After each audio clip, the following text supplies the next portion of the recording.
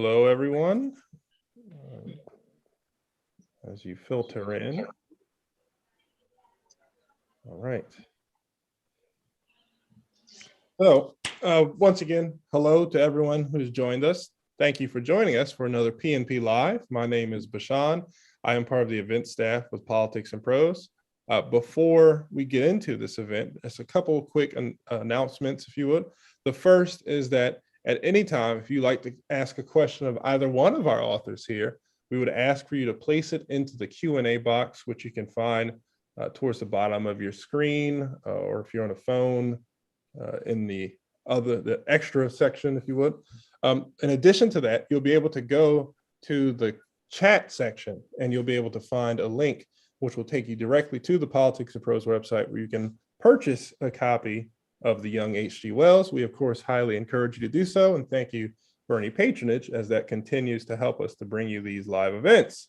I have the honor today of introducing Claire Tomalin. She is the author of 8 highly acclaimed biographies, including Charles Dickens' A Life and Samuel Pepys' The Unequaled Self, which won the 2002 Whitbread Book of the Year Award, and a memoir, A Life of My Own.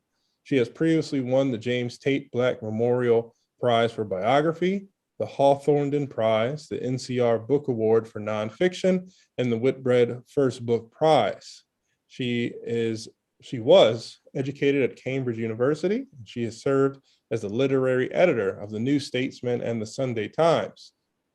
She is in London, and her husband is a playwright, correct? Yes, playwright and novelist. Michael Frayn. Thank you very much. Ms. Tomlin is joined today by Mr. Benjamin Moser. He himself, once again, is an author. He has written such works as Why This World, a biography of Clarice Lispector, which was a finalist for the National Books Critics Circle Award and a New York Times Notable Book of 2009. For his work bringing Clarice Lispector to international prominence, he received Brazil's first state prize for cultural diplomacy. He also won a Guggenheim Fellowship in 2017, and his latest book, Sontag, Her Life and Work, won the Pulitzer Prize. Without any further ado, Mr. Moser, turn it over to you. Thank you so much. And it's really great to be with you, Claire, because you're such a legend for biographers. I mean, you've done so many incredible books.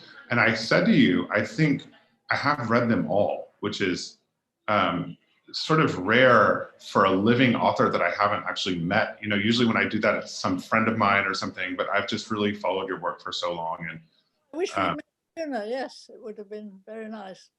We will eventually, I'm sure. Now that we've met on Zoom, it's maybe it's the beginning of a beautiful friendship. I hope so, because I really, yeah, I mean, I have such admiration for you, and I love that you've done these huge, lives like Dickens and Pepys, and I mean, these lives that I would be terrified to even think about touching. But this new book, which is right here, if everybody hasn't seen it yet, The Young H.G. Wells Changing the World. Well, it's about the young H.G. Wells. So, I mean, maybe we should start just talking about the title. Why the young H.G. Wells, and what's the special thing about taking the first part of his life? Well, it's partly because I'm so old. I didn't think I could live to write the whole of his life. But also, he has been written about a great deal, and the long affair with Rebecca West particularly has been very, very fully covered. And I just thought it would be fun. I find the young H.G. Wells so charming, so delightful. And I thought he would be good company to write about. And he has indeed been good company.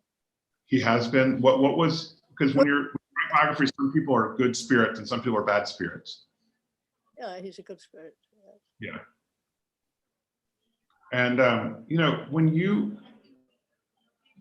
you're talking about an author, I think of H.G. Wells as a prophet, or somebody who kind of announces the 20th century. But what's really interesting about this book, for me, is that you see him as a 19th century figure. a Victorian figure more than a 20th century figure. Is that true? Well, he was born in 1866. I mean, and at the moment he sort of really moved forward was at the death of Queen Victoria, when he thought everything was going to change in England. And he thought that there would be a republic in 12 years' time. He really thought revolution would come. He said, I shall talk treason at the Royal Institution. I'm going to write, talk and preach revolution for the next 5 years. He really, at that moment, he sort of thought everything was going to change in England. He was, Yeah. he was a Republican and remained Republican all his life, which is interesting. Can you talk a little bit about a figure I found really interesting, which was his mother's attachment to Queen Victoria? You say that that was a really typical thing for a woman of her class. I think so.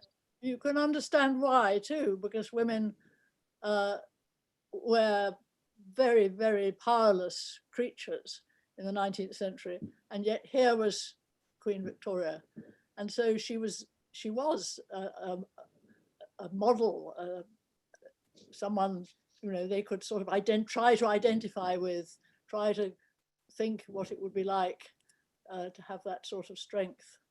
I think that's what that was about. Is this something that other women, because I wrote a biography about Sontag and I found that Marie Curie was a huge figure for a lot of women. Was Queen Victoria an important figure for other women as well? I mean, was she, you say she's sort of a proto-feminist. Well, no, I don't think she was a feminist, but I think she represented a woman who had power, and therefore, Right. for women who wanted to have power, they were very interested in her and what she did with it. Now, can you tell us a little bit, just assume that we know nothing about H.G. Wells, which is often the case. Whenever you do a biography, you know so much about them, but it's hard to remember that, you know, some people haven't spent all these years on it. Can you just give us a little introduction to H.G. Wells and why he was so important? Well, an introduction, he was the son of a gardener and a lady's maid, pretty well. So he had poor parents, and he was their last child. He had 2 elder brothers, and his gardener father had failed in everything and was now reduced to running a crockery shop. His great love was cricket, so he sold cricket things too, in Bromley, a rather dreary suburb of London. And the family lived mostly in the basement under the shop. So Wells's early life was very much seeing boots going past on the pavement, which led him to write rather a terrific pamphlet about boots.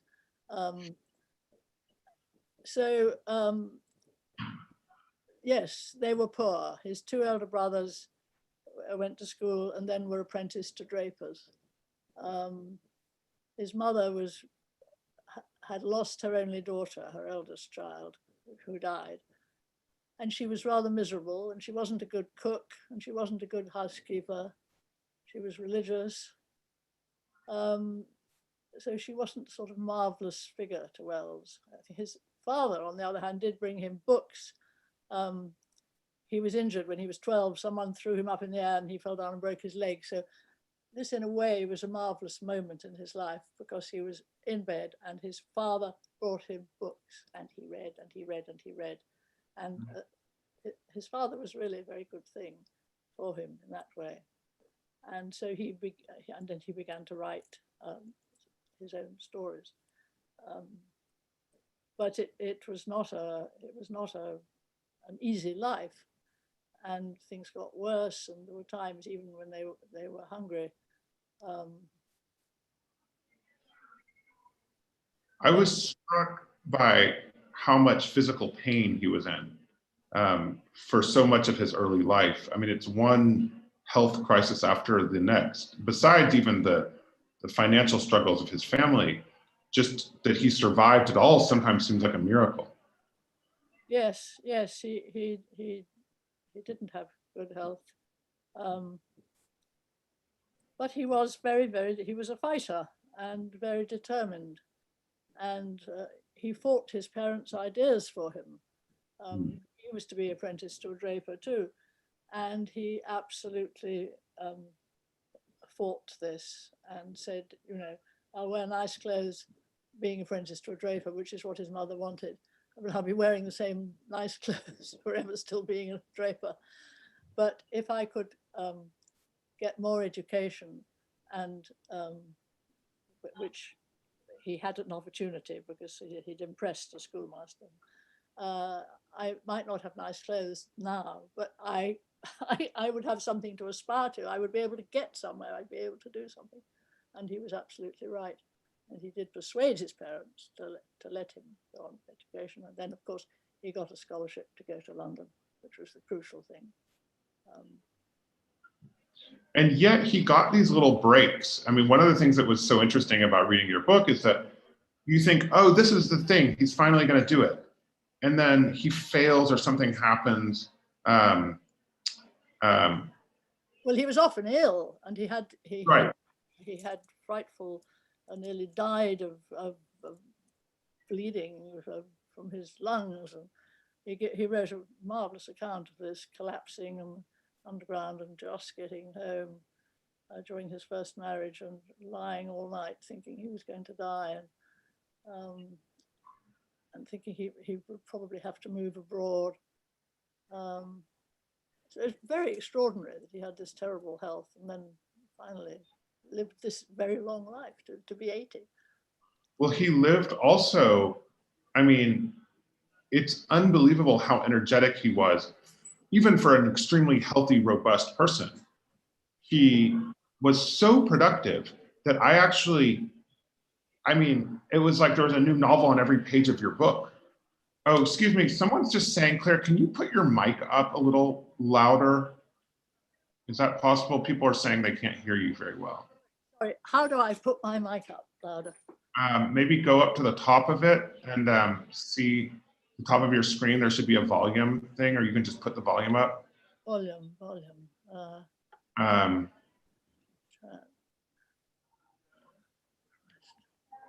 Can other people hear her okay? Can you hear me okay? You can put it in the chat.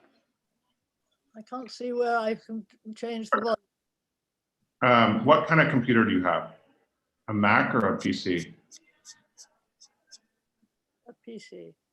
Oh, I was hoping you'd say a Mac because I know where the things are on a Mac. Well, anyway, don't worry about it.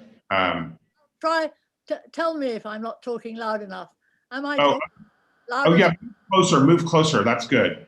Yeah. Yes, I'm so yeah. I'll talk louder now.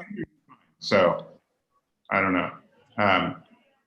Anyway, so can you talk a little bit about how this kind of broken little bird of a man who, like, he was starving, you know, he didn't have enough food and he was skinny and he had his lung coughed up blood all the time and his kidney withered away and etc. And yet he managed to he managed to become this unbelievable powerhouse of a writer. I mean, how do you think was that sheer force of will, do you think? Yes, I think it was. Once he started, he was a fantastic worker. He didn't seem to have a pattern of work, but he just produced writing. And he had, once he had this enormous success with his first story, The Time Machine, which really was a world success, which is very encouraging for a young author, and that prompted him to keep working. He found an agent and he made friends with other writers. He lived in a good environment on the south coast of England.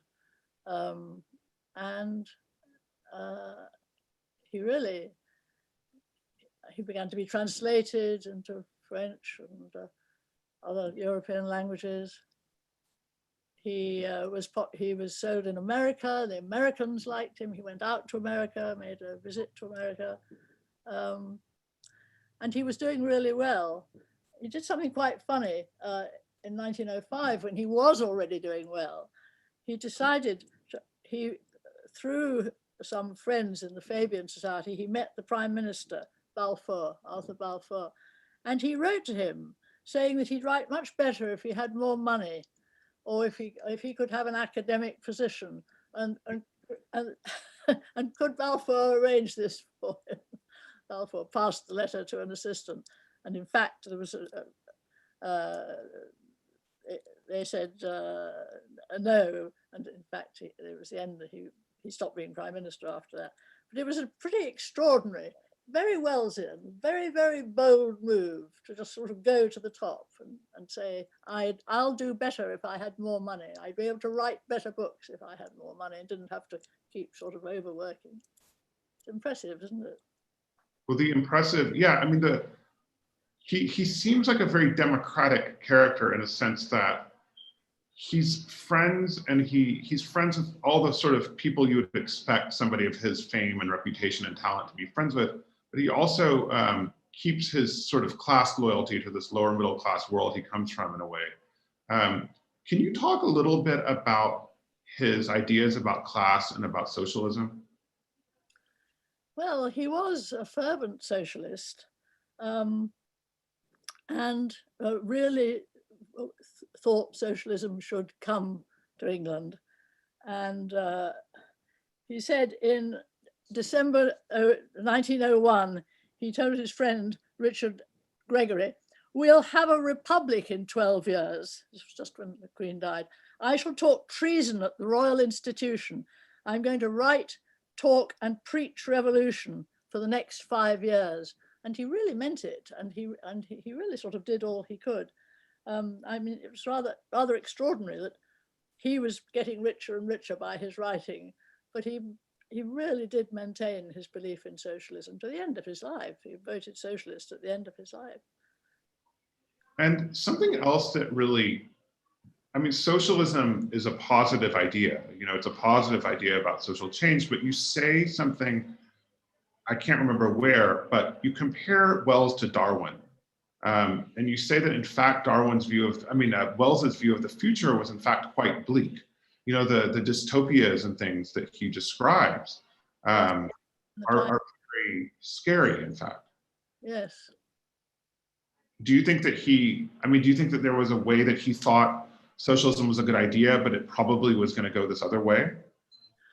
Well, go this other way. That was thousands of years into the future. Was it really? Yes. That was at the end. That was time travel. Yeah. That's when you came to this terrible future. But I think that really was not something that they had to worry about at that time. I think what they had to worry about was really getting socialism. Yeah, but then the First World War comes, and all these prophecies that he's put for thousands of years start happening only a few years after he writes about it. Yes, he was very good at that, wasn't he? Yeah. I mean, Churchill, you had this friendship with Churchill, who read everything. Winston Churchill read everything Wells wrote, and they would meet occasionally and talk. But he said he didn't like the suet in Wells's writing. He liked the jam. yeah. The fictions better than the politics. Well, and he says something to Churchill that I think is really remarkable when he says, your class, you know, the landed aristocracy, nothing's changed for you in 100 years, but for the working classes, things are changing so much faster that you don't even know, you know, you as a political leader, you don't even know what's happening in the country. No, that's right. Well, of course, because his mother worked in Up Park, this great house, Wells knew quite a lot about the way rich people live, because he would go and stay there in an attic room, wonderful little attic rooms. I've been there, and by then there were only 2 old ladies of the upper class living in the great house, and masses of servants, and the whole basement was for the servants. And so he had a wonderful vision of the class situation, and he managed to sort of, you know, contact with both to some extent. And of course, I see the years went by, he was staying in grand houses himself and meeting all, and through Beatrice Webb, especially Beatrice and Sidney Webb, and the Fabian Society. He knew the Prime Minister Balfour. I mean, he stayed in many grand houses. Can you introduce the Fabians to us a little bit and tell us about his relationship to them? Well, the Fabian Society was set up by some very bright young, newly academic men and women to promote political reform, really. And it was very successful. And it was a power in the land. And they actually founded the London School of Economics, and they founded the New Statesman in due course. So they were hugely important in English society. And Shaw was, Bernard Shaw worked with them, and Wells became part of them. He joined the Fabians in 1903. There was also a Fabian nursery founded in that year for the children of the Fabians, and some of them were rather attractive girls, and Wells rather liked that too. He was very popular with them. Yeah, I mean, maybe that's an interesting point to talk about his relationships with women, which are so interesting. I mean, tell me, what do you think about Wells and women? It's a huge subject. You could have written another book about that. Yes, yes. Well, like all young men of his generation, I mean, he thought he couldn't really, he couldn't get sex without marriage, so he married much too young. And the sex wasn't good in the marriage for his first wife. And it broke down, and they divorced, and he married again. And his second wife, it was a successful marriage, but Wells was always the boss, and sort of made the conditions of marriage, and made his second wife agree that it was okay for him to have affairs and things like that. But was devoted to her, and they had two sons, and they remained married until her death. And she put up with a great deal, and she was rather remarkable. It's a very painful situation from her point of view, but she coped with it. And Wells behaved as he liked. Well, that's putting it mildly, isn't it? I mean, he had incredible affairs with very famous women in very public settings that lasted for years. I mean, do you think that later on there were the public affairs? Earlier on, I think they were not so public. They were, I think, in the early life, they were not so public. It was later on. Okay.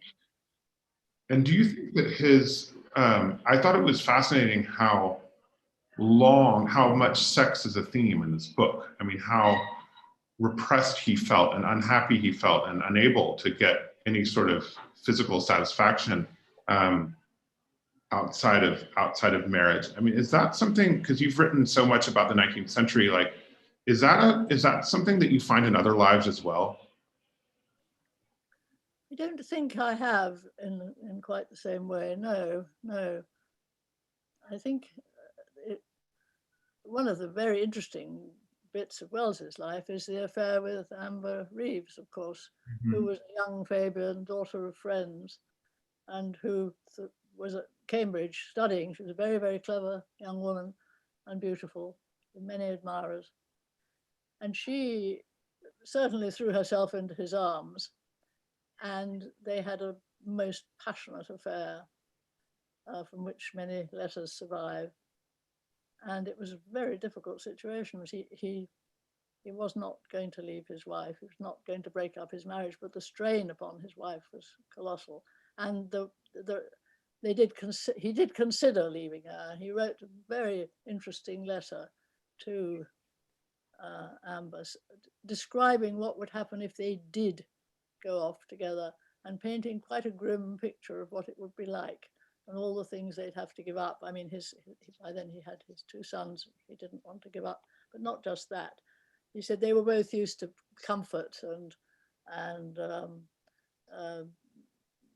luxury almost. And if they went off, if they fled together, probably would have to go abroad. Not only would he lose his children, but their lives would be extremely difficult and unpleasant. It's an interesting letter, and he talks her out of the idea of, and of course she then, when they were going to part, she says, well, make me pregnant. Very foolishly he did. So things got more and more complicated. And yet there's this great line, another talking about Wells as this prophetic figure who foresaw so much of what was going to happen. He has this line, or maybe you have the line, about severing sex from reproduction, which is something that I think we associate with maybe after the invention of the birth control pill in the 60s.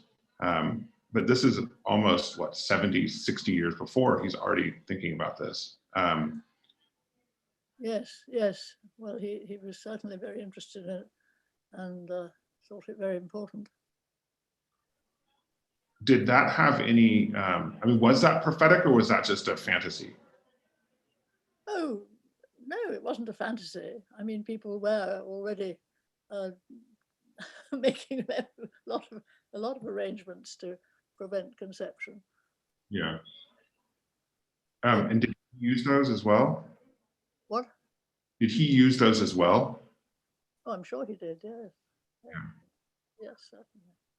I mean, can you talk maybe just for a second about, or more than a second, about his ideas of personal freedom and how they're related to his ideas about sex and women?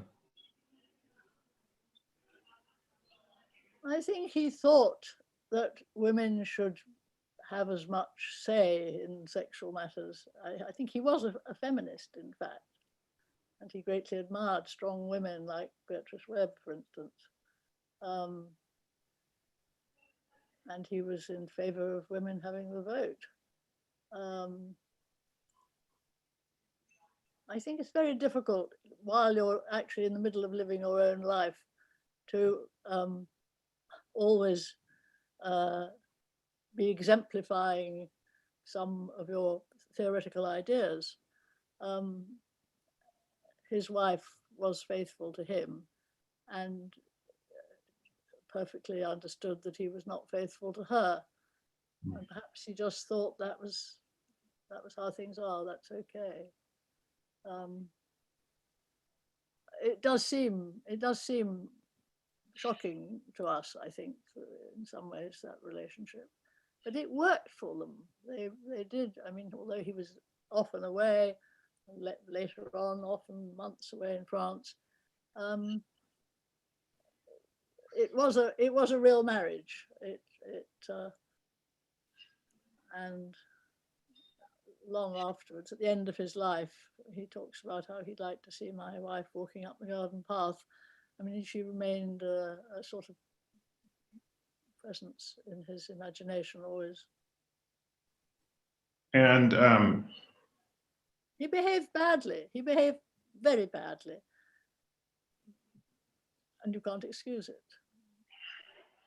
But she was, did you feel like she was on board with it, or did you feel like she didn't have a choice? Well, I think she didn't have a choice. I think she had to make a decision. And she felt guilty that he'd had when he married his cousin, when he was married, she always felt guilty that she'd taken him from his first wife. And yeah. said this to people, to Beatrice Webb. You know, Beatrice Webb talks about that, how she felt that guilt, quite unnecessary guilt, in fact. So she was always ready to sort of accept things, I think. Well, she certainly was, yes. But, you know, she sometimes when he wanted to hang a photograph of Amber Reeves in their house, she said, that will hurt my feelings. A very modest objection, wasn't it? And in fact, you know, when Amber was pregnant by her husband, she bought the baby clothes and actually sent their 2 sons to see her. And she was a very good woman. She was a very nice woman. Can you relate this? Because, you know, I think it's important for, especially people who aren't so familiar with Wells or who are going to meet him through your book, to remember that he was this incredibly liberationist figure for probably 2 whole generations, maybe 3 generations. And so that this way of life, I mean, can you relate it to his ideas and to the influence he had on others, not just in his house? Well, I mean, he lectured. He spent a great deal of time with young people. He was through the Fabian Society, the Fabian Nursery. He was very, very popular. He would get huge audiences when he gave talks. So he had no difficulty in being influential. There were times when that was a bit upset, but on the whole, he just was listened to, and even people who were shocked by some of the things he said, and sort of said, "Oh, this is too much," they would still read the next book and listen to the next talk. And then the friendship with Shaw, Bernard Shaw was, you know, Shaw was very supportive. Wells and the Webbs. The Fabian Society was a very important element in sort of left-wing English life, with their reforming ideas, absolutely carefully thought through, and always peaceful, but their aim was to change things. And as I think I said before, they set up the London School of Economics and founded the New Statesman, and so they were a very important group. And Now, do you mind, I don't know if you're one of these modest biographers or if you're a show-offy biographer, but I'd love to hear more about how this book relates to your own work, and to, like, how did you get to this subject, and do you think of it as relating to any of your own books previously specifically? I think it's rather different from my earlier books. Actually, somebody I respect suggested to me that I should do it. And then going down to Sussex and looking at the house, the house Wells had built by Voysey's, a wonderful house on the cliff top, which is now a nursing home. They were very nice and let me go all around it. It was extremely enjoyable, and just sort of seeing that place, that South Coast village where he lived. You know this yourself. When you're sort of half thinking you might write a certain book, there are sort of moments when it sort of clicks and you think, yes, I will do this. We were walking along with my husband and past another house that he'd lived in down there, and a semi-detached house close to the beach. It's very, very pretty.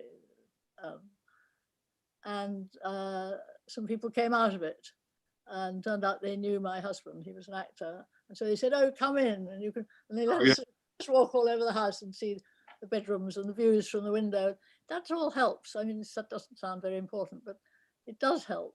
Just Oh, it does help. I was just last week, I was in Belgrade with a friend of mine who wrote a biography of a famous Yugoslav writer, Ivo Andrić, and we went to Ivo Andrić's apartment, and the woman at the museum said, "Oh, you don't want to go out on the balcony. There's nothing out there." And I was like, "You can't say this to a biographer. Like, of course you want to go to the balcony. This is really important." But so yeah, I mean, just having that, you have to have the feeling for it. Yeah. So, you know, we're about to go to the Q&A pretty soon. So anybody who's listening, if you want to put your questions in the Q&A box down at the bottom, we'll try to get to them. But first, Claire, I'd like to ask you to read a little bit from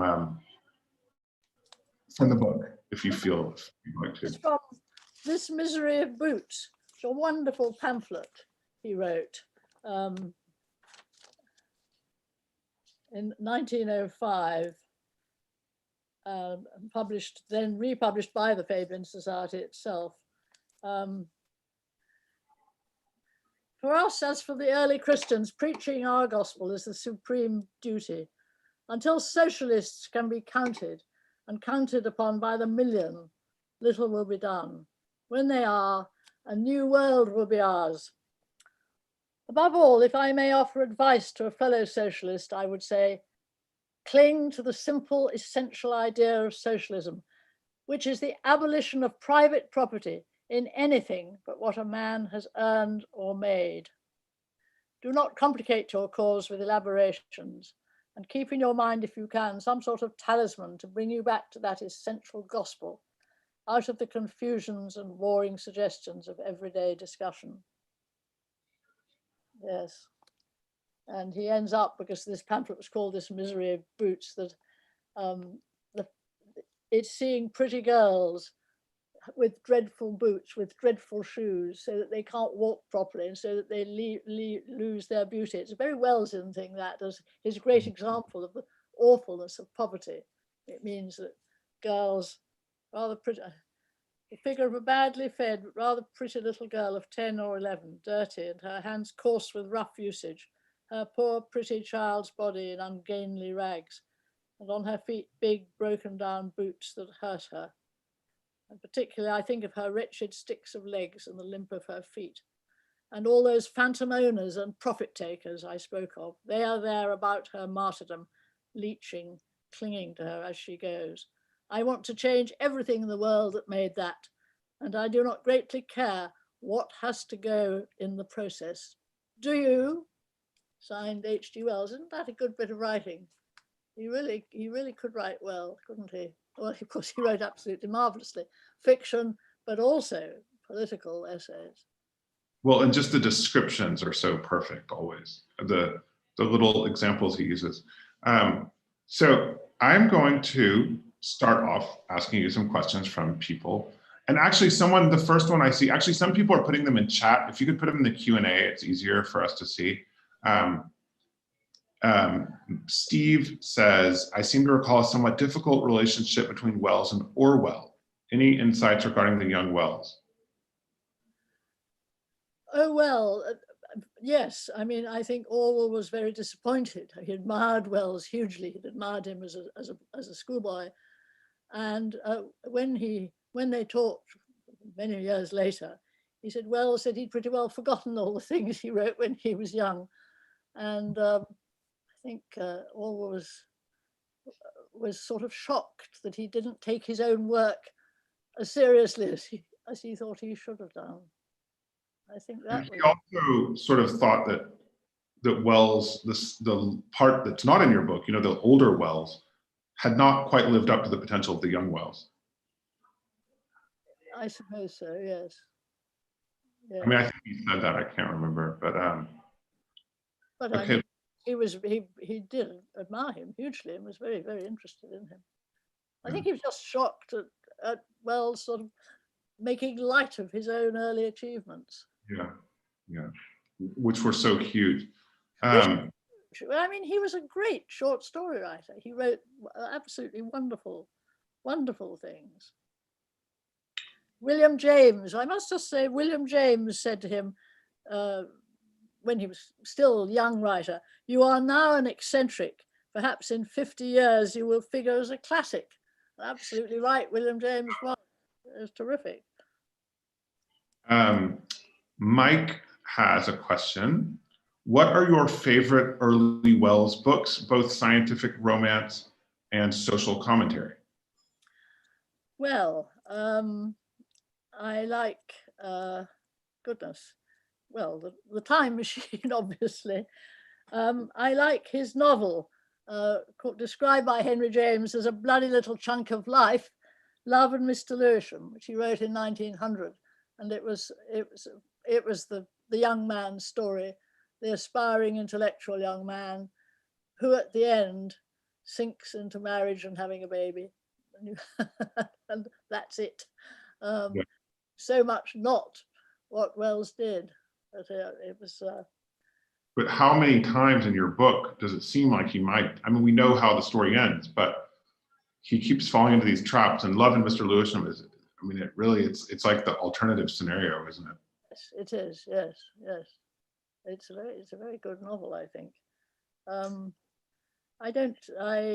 I think Wells was not going to fall into the trap. There was too much there which had to be brought out, and he was going to do it, even though, you know, he would collapse. Some wonderful description he wrote of collapsing on the underground with a hemorrhage and nearly dying in the night, and extraordinary bad health he had to fight with early in his life, and then he was fine middle age. Yeah, eventually. But in your book, I keep thinking he's going to die at age 15 and 16 and 17, and he somehow, you know, he somehow picks it back up. Simon has a question. When did you read his experiment in autobiography, and as a biographer, what did you make of it? Well, I read it a long time ago, 30 years ago, and I thought it was just amazing. It is an amazing piece of work. Probably one could say that there's no need for me to have written a biography because he did it all himself. But he was, I mean, yes, it's one of his really, really good books because of the way he looks at himself and the people he knew, pictures of the people he knew.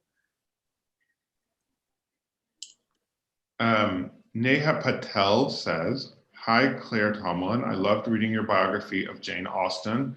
What surprised you the most in your research of Jane Austen and her family, and what's your favorite Jane Austen novel?" Oh, wow. What surprised me most? Goodness. And what's my favorite? Well, you can't really have a favorite Jane Austen novel, can you? Mansfield Park is such a rich and extraordinary one. But of course, Pride and Prejudice is a perfect book. And then Persuasion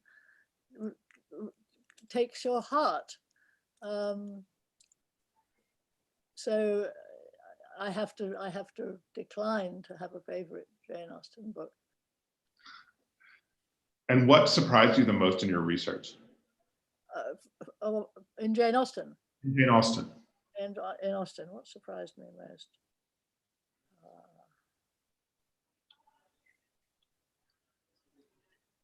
Well, I suppose I was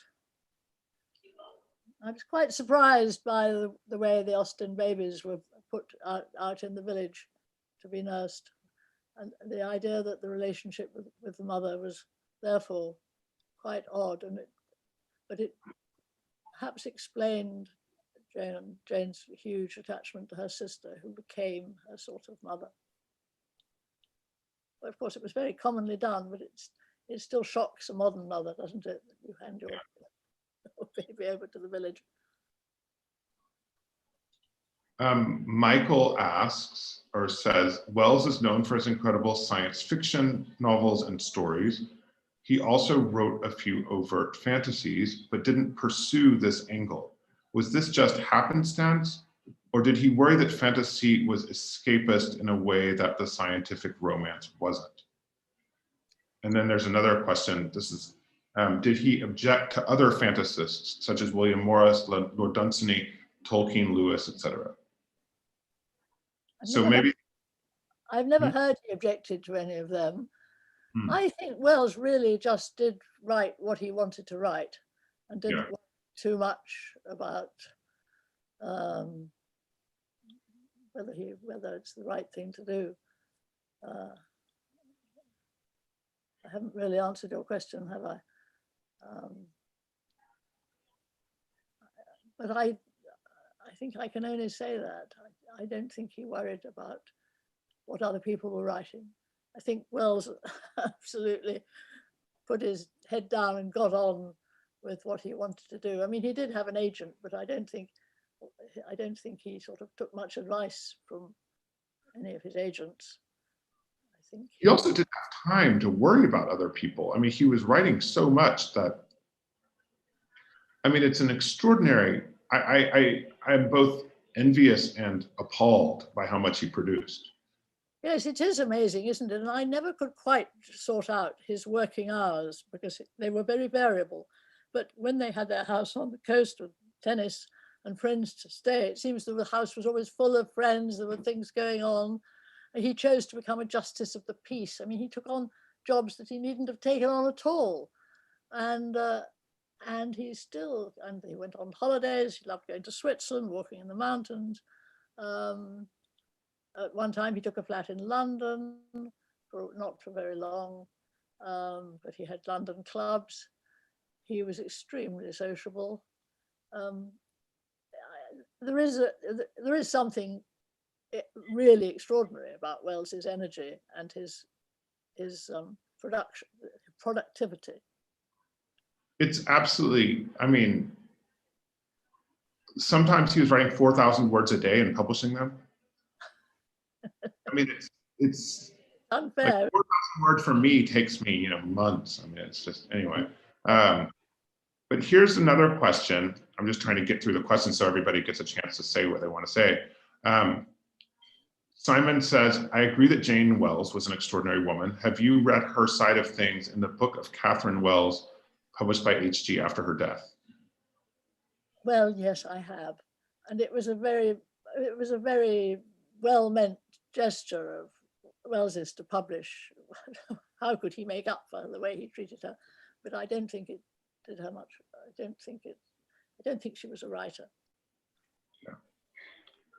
And here's one more question. People, we're kind of getting toward the end of the hour, so if you want to throw up your questions, let them come.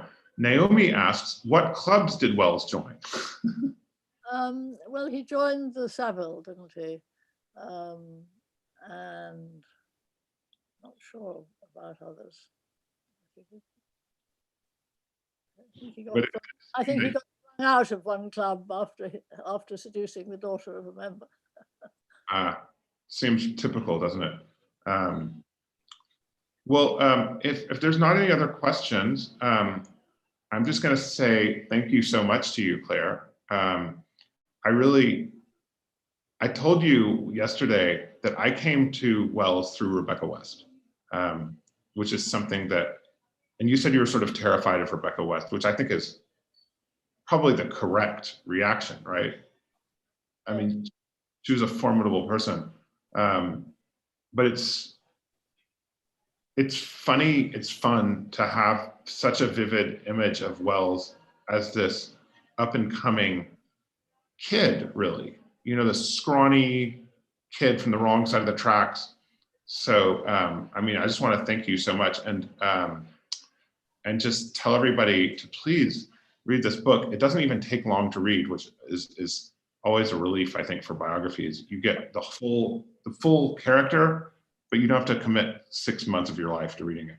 So, so Claire, thank you so much. And thanks to everyone for. Yes, thank you all. And thank you. What a lovely talk we've had. Really nice. It's great to meet you at last. I hope it'll be non-screen at some point soon. Yes, I hope so. Yes, either. You're not in America at the moment, are you? You're in I'm in Madrid at the moment, Oh, but I will be in Britain next month. So who knows?